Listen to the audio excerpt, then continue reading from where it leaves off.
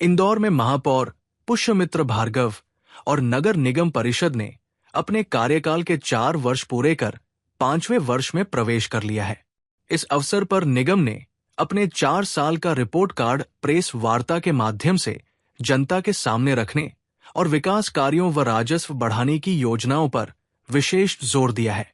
भाजपा परिषद ने अपने 4 साल के कार्यकाल में हुए विकास कार्यों, नए स्कूलों के निर्माण और बुनियादी ढांचा परियोजनाओं की जानकारी जनता तक पहुंचाने की योजना के बारे में बताया।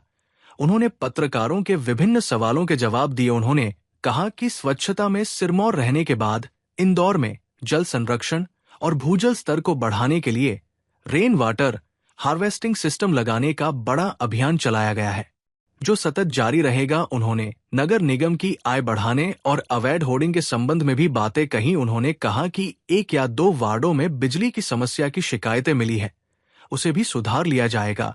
नामांतरण मामले में उन्होंने कहा कि इस संबंध में हमें शिकायतें मिली है और दोषियों पर कड़ी कार्रवाई की जाएगी। यातायात को लेकर किए गए सवाल को लेकर उन्होंने कहा कि दुनिया का ऐसा कोई शहर नहीं है जहां यातायात संबंधी समस्या सामने देखने को नहीं मिलती है। उन्होंने कहा कि इंदौर में सुरक्षित और सुचारू यातायात के लिए इंदौर नगर निगम लगातार प्रयास कर रहा है।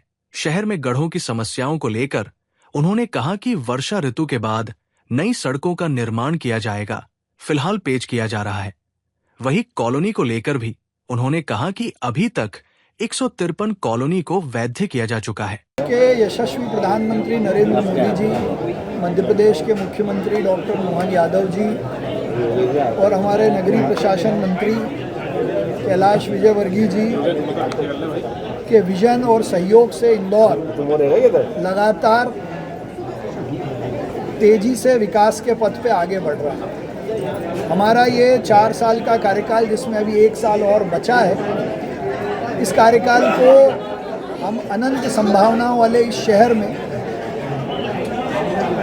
अनंत इंदौर की संकल्पना के साथ भविष्य के इंदौर की आधारशिला के रूप में देखते हैं। ये आधारशिला आज से 25 साल बाद के इंदौर के लिए पानी, ड्रेनेज और मूलभूत सड़कों का इंफ्रास्ट्रक्चर तैयार करने का काम करेगा। ये क्लीन शहर पूरे देश को ग्रीनरी में, डिजिटलाइजेशन में और सोलर में भी दिशा देने का काम करेगा। मैं इंदौर की जनता का धन्यवाद करता हूं कि उनके सहयोग से, उनकी जन भागीदारी से ये शहर तेज़ी से आगे बढ़ रहा है और अर्बन गवर्नेंस के मॉडल के रूप में उभर रहा है। ये बात ज़रूर है कि इस पूरे शहर में 22-23 पुल, 23-24 मास्टर प्लान की सड़कें, नर्मदा जी के 4था चरण और अमृत 2 के माध्यम से जो काम हो रहे हैं, तो इस शहर में अभी थोड़ा सा टीचिंग ट्रबल हमको फेस करना पड़ रहा है, लेकिन ये हमारे भविष्य के लिए बहुत महत्वपूर्ण है। ये 4 साल इंदौर के भविष्य की आधारशिला है।